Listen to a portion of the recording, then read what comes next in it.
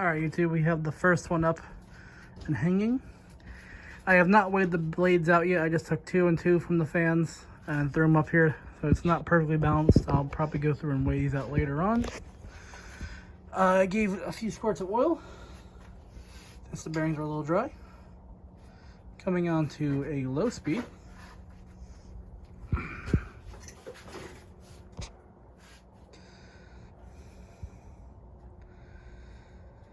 It's been a while since I tested one of these, and man, I forgot how great these things are. These things put out some air. For testing purposes, we're still using the exact same Dayton 3 amp variable speed control. I have noticed with this Dayton control, some harmonics, nothing interesting. You can see how nasty this thing is. It's got some grease there. It just needs to be cleaned up. And I might change the bearings out. I'm gonna see how they do, how they hold up. I wish I had a soft spot to hang both of these. I'm considering on hanging the other one there, just simply with the problems are too low. But for right now, that's what we have. So that's on low speed. Let's go ahead and turn it a quarter turn.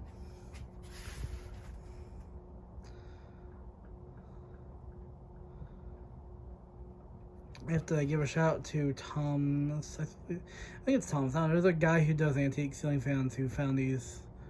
I think they're coming out of like a hardware store or something like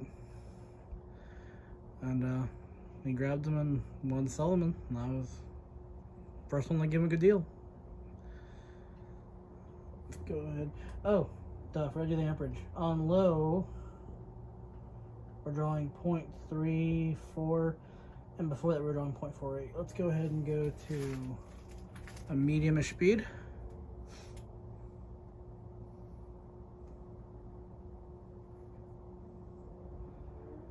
Drawing 0.74 amps. That's only half what the motor is rated. This motor is rated for 1.4 amps. Let's go ahead and just go to full blast.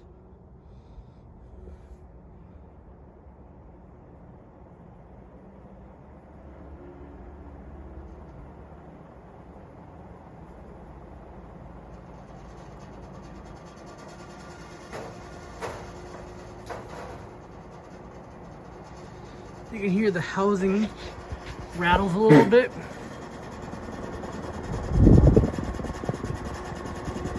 I'm not sure if that's because of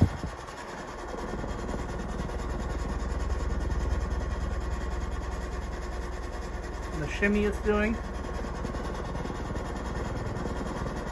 But it's interesting.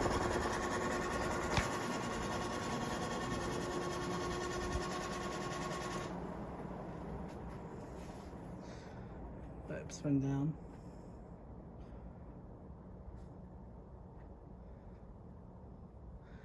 Bearings are actually in pretty good shape. They were a little dry when I got them. Like I said, a little bit of oil, zoom spout in them, and completely silent now.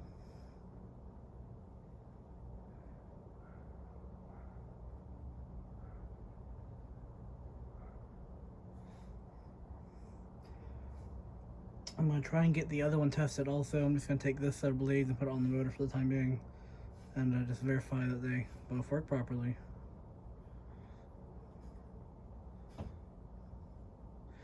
I have not decided if I'm going to keep both, if I'm going to sell one, if I'm going to sell both. I do know I'm going to fix them both up at least, and I go from there. I want to say I'm definitely going to keep one just so I have a first gen and a second gen. I might keep both though because I really love Fasco heat cyclers. They're up there with Emerson heat fans, 3-bladed with no switch housings, Stravojets, you know, Dayton 60-inch fans. So,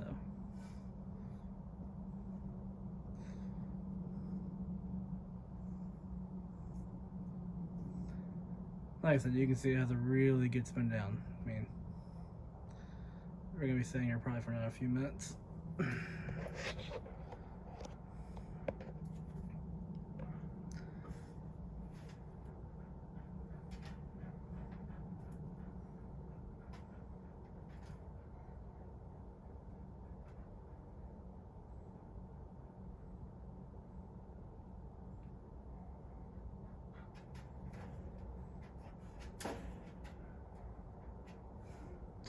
I'd love to find one of the white cream ones if I could. Same thing with the Emerson fans, but you know. Taz!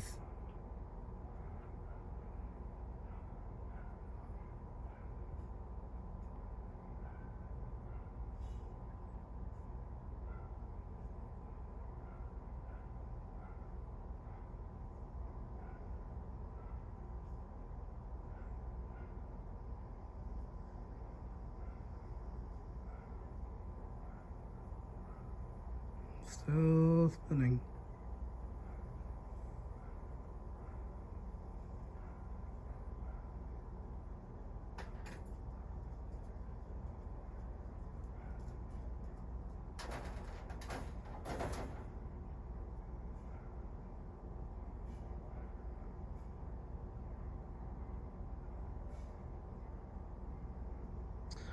Like I said, the bearings of these things aren't bad.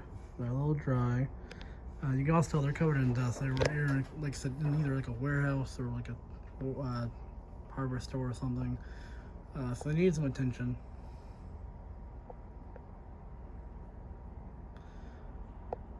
If you're following this, there's a video that's already came out before this. My plan for these, when I got these, both fans had one blade broken. So between the two fans, I have enough for one set of good blades, which is what's on here now. And I've got a set of Emerson blades that are the exact same plastic print, just a lighter brown. I'm going to paint to match, and I'll have two complete ones. Alright, let's go ahead and do an inrush. Go ahead and show you guys the meter.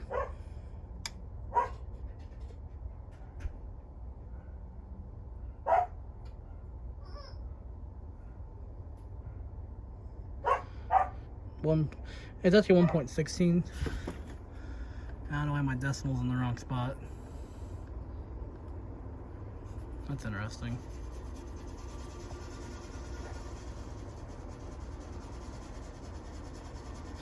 1.13 amps.